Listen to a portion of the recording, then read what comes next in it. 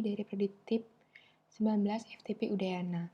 Pada kesempatan kali ini, saya akan memberikan tutorial analisis rancangan acak kelompok pola faktorial menggunakan aplikasi Excel. Contoh kasus yang saya gunakan kali ini sama seperti video tutorial saya sebelumnya yang berjudul RAL faktorial.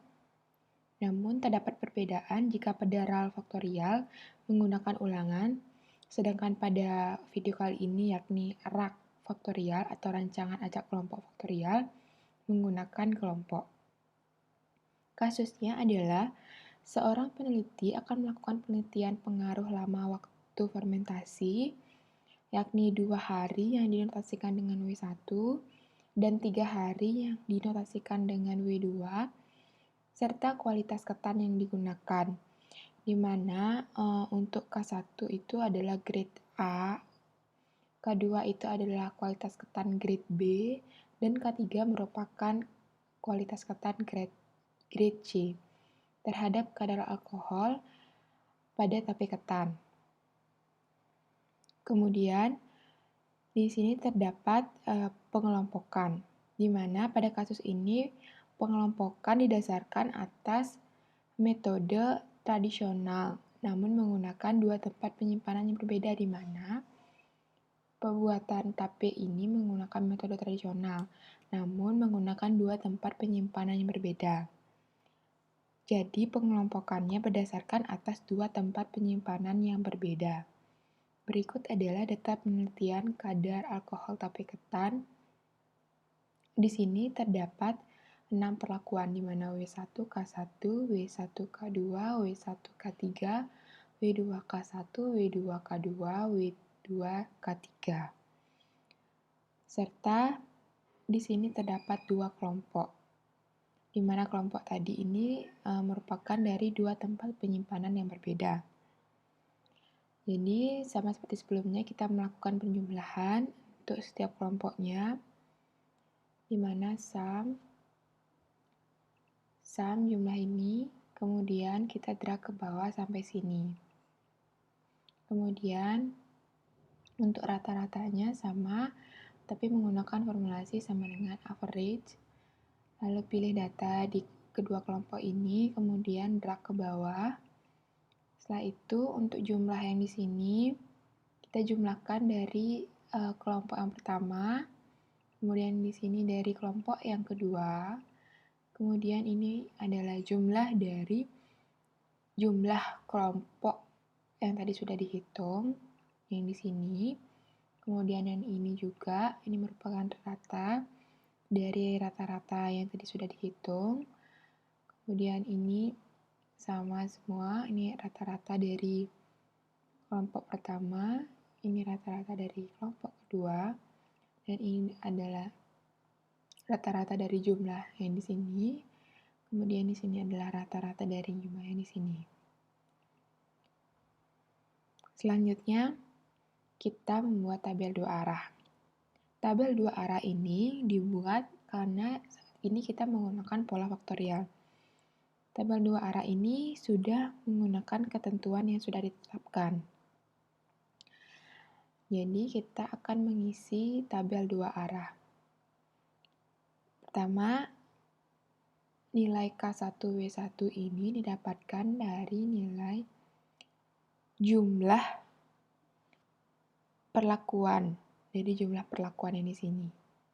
W1 K1. Kemudian untuk W1 K2 ini didapatkan dari sini. Begitu juga seterusnya. Ini ada W2K3 jumlahnya. Kemudian dijumlahkan dari interaksi W1K1 dengan W2K1, dijumlahkan kemudian di-drag ke bawah. Ini dijumlahkan kemudian di-drag ke bawah sampai sini.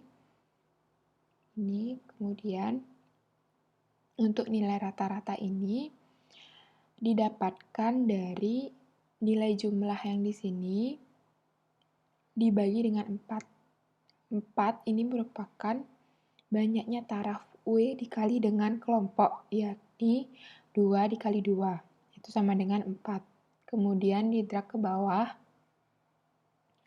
Selanjutnya, untuk nilai jumlah yang di sini merupakan jumlah dari nilai di sini, kemudian ini juga, kemudian untuk rata-rata ini didapat dari nilai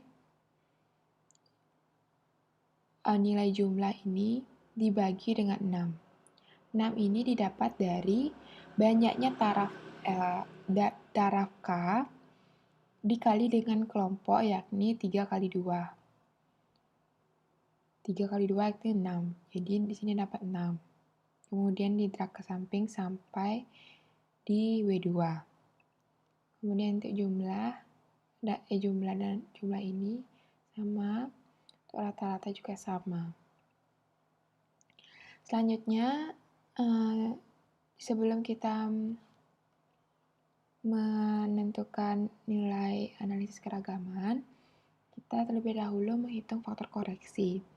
Nilai faktor koreksi ini didapatkan dari jumlah seluruh data dikuadratkan kemudian dibagi 12. 12 ini didapat dari nilai banyaknya interaksi dari masing-masing taraf dikalikan dengan banyaknya kelompok, yakni interaksi dari masing-masing taraf ini berjumlah 6, kemudian kelompoknya yang digunakan adalah 2, jadi 6 kali 2 sama dengan 12. Kemudian didapatkanlah hasilnya sebesar 685,84 untuk faktor koreksi. Kemudian kita membuat tabel sumber keragaman. Perlu diperhatikan bahwa jika sebelumnya pada rancangan acak lengkap faktorial, di sumber keragaman itu hanya berisikan perlakuan, faktor W, faktor K, interaksi, galat, dan total. Namun, sekarang pada rancangan acak kelompok pola faktorial, terdapat perlakuan, kelompok, faktor W, faktor K, interaksi, galat, dan total. Selanjutnya, kita akan mengisi tabel sumber keragaman ini. Pertama, kita dari DB. Untuk totalnya, di mana ini didapatkan dari banyaknya kombinasi perlakuan dikurangi dengan 1. Kombinasi perlakuan berjumlah 12 dikurangi dengan 1, yakni 11. Selanjutnya DB perlakuan. DB perlakuan didapatkan dari banyaknya interaksi perlakuan dikurangi dengan 1, yakni 6 dikurang 1 sama dengan 5. Di sini untuk kelompok sama juga banyaknya kelompok dikurangi dengan 1. Ini juga banyaknya faktor W dikurangi dengan 1. Hasilnya 1, jadi 2 kurang 1, 1. Kemudian banyaknya faktor K dikurangi 1, 2, di mana 3 dikurangi 1, 2. Kemudian faktor interaksi. Untuk DB interaksi, ini ada DB perlakuan dikurangi dengan DB faktor W dikurangi dengan DB faktor K. Kemudian untuk DB galat, ini merupakan pengurangan dari DB perlakuan dikurangi dengan DB total dikurangi dengan DB perlakuan dikurangi dengan DB kelompok. Semua yang di sini di DB perlakuan, DB kelompok, DB faktor W, DB faktor K dan DB total menggunakan formulasi sama dengan kon A. Selanjutnya untuk JK atau jumlah kuadrat. Di sini untuk JK total merupakan jumlah kuadrat seluruh data dikurangi dengan faktor koreksi.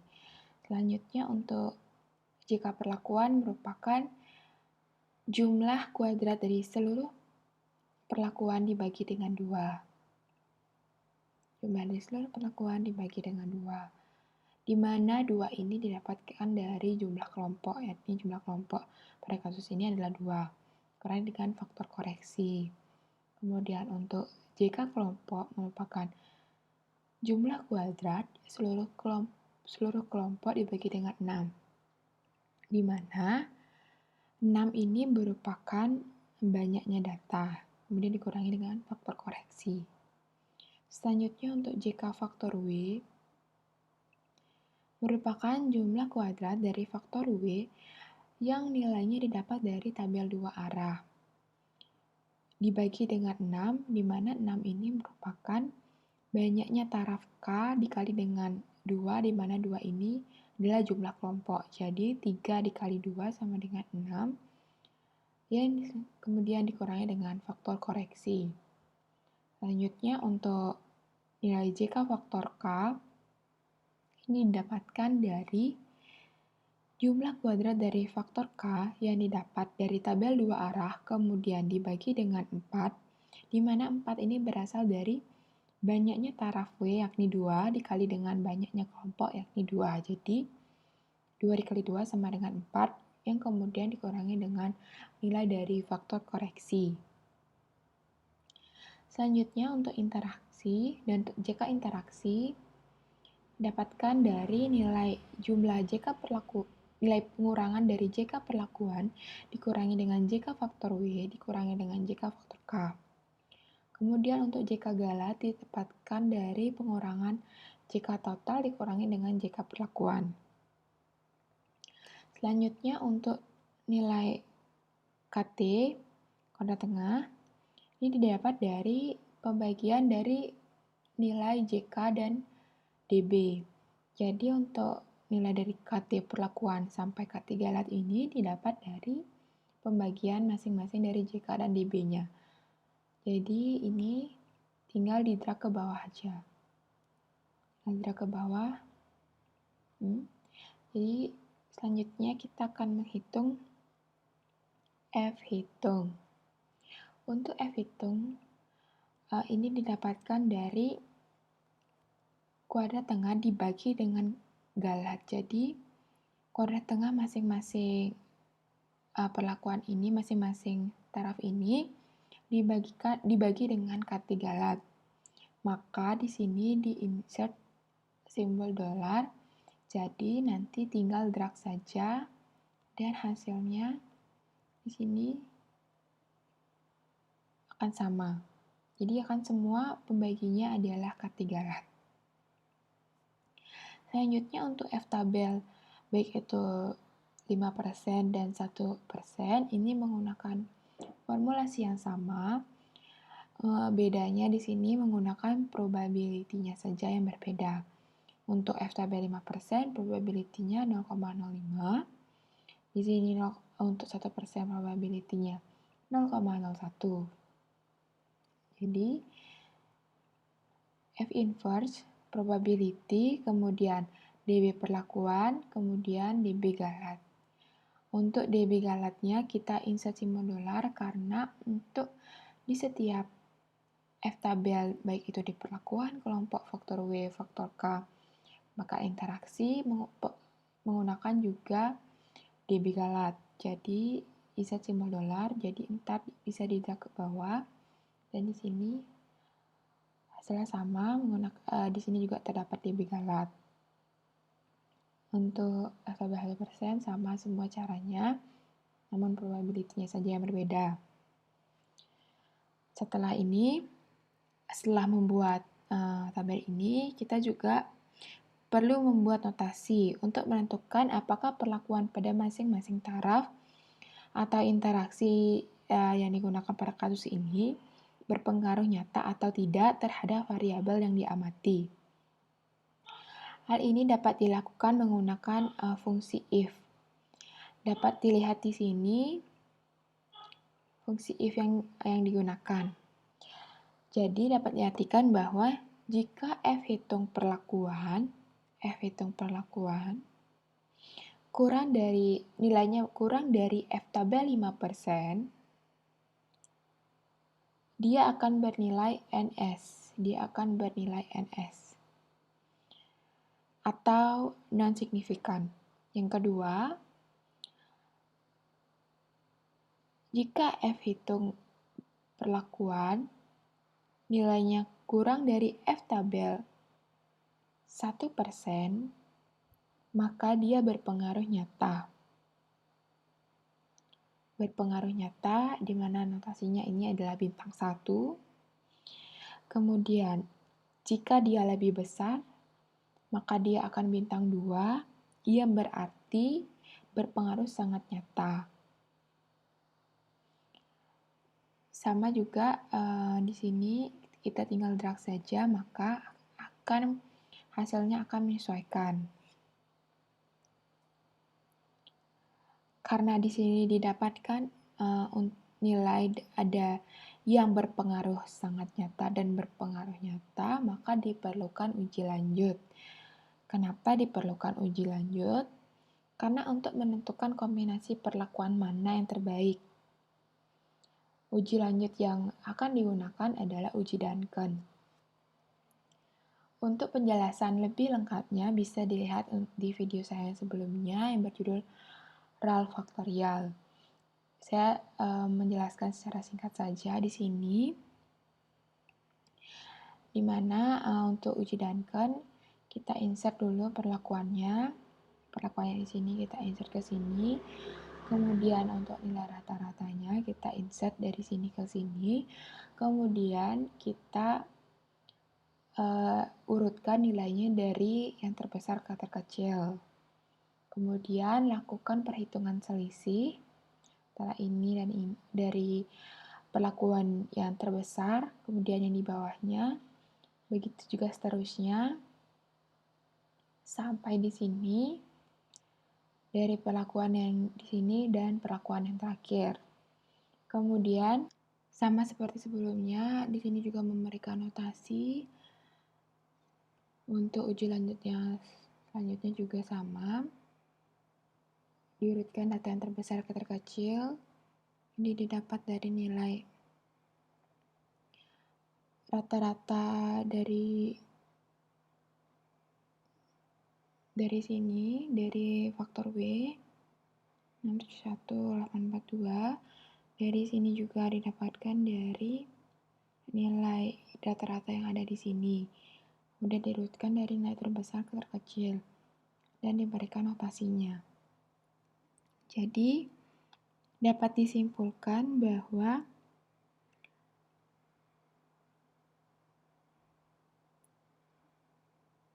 perlakuan dalam kasus ini berpengaruh sangat nyata terhadap kadar alkohol tapi ketan. Dan lama waktu fermentasi juga sangat berpengaruh nyata terhadap kadar alkohol tapi ketan. Begitu juga untuk faktor kualitas ketan juga sangat berpengaruh nyata pada kadar alkohol tapi ketan. Dan untuk lama waktu fermentasi akan berpengaruh sangat nyata terhadap kadar alkohol dengan waktu selama 3 hari yang akan menghasilkan kadar alkohol tapi ketan yang lebih tinggi. Baik, sekian video tutorial dari saya. Mohon maaf apabila ada kesalahan atau kekurangan dalam pengucapan maupun tutorial ini. Saya tutup dengan